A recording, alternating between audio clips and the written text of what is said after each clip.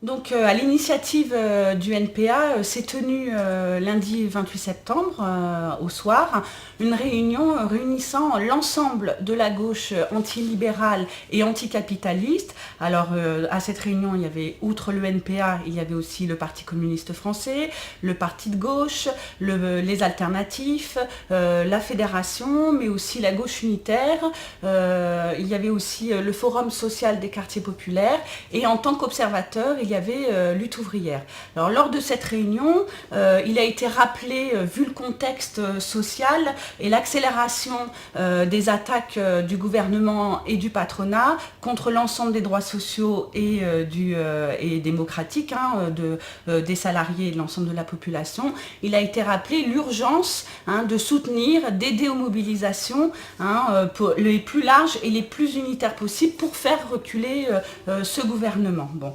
Outre cette réunion avait un deuxième objectif, c'était de discuter des élections régionales. Il a été réaffirmé par l'ensemble des forces en présence, l'urgence également de mettre en œuvre, de battre la droite pour les prochaines élections, mais aussi de mettre en œuvre et d'œuvrer à un programme alternatif en rupture avec la logique capitaliste d'aujourd'hui.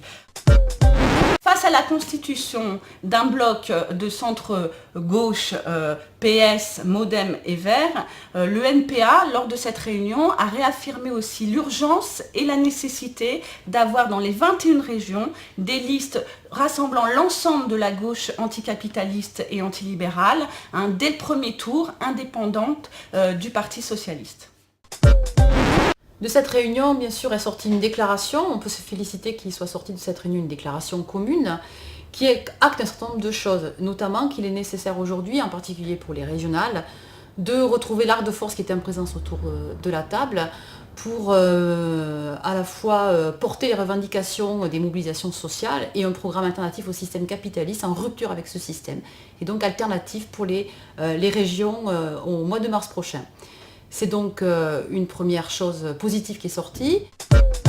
Cette déclaration commune n'a pas été simple, bien évidemment, à trouver. Quelques difficultés cependant dans la discussion qui a duré fort longtemps, notamment avec le Parti communiste français, qui a révélé au fond, aux yeux des participants, un certain nombre de divergences, notamment sur la nécessité, qui nous paraît essentielle aujourd'hui, de former des listes partout dans les 21 régions en France.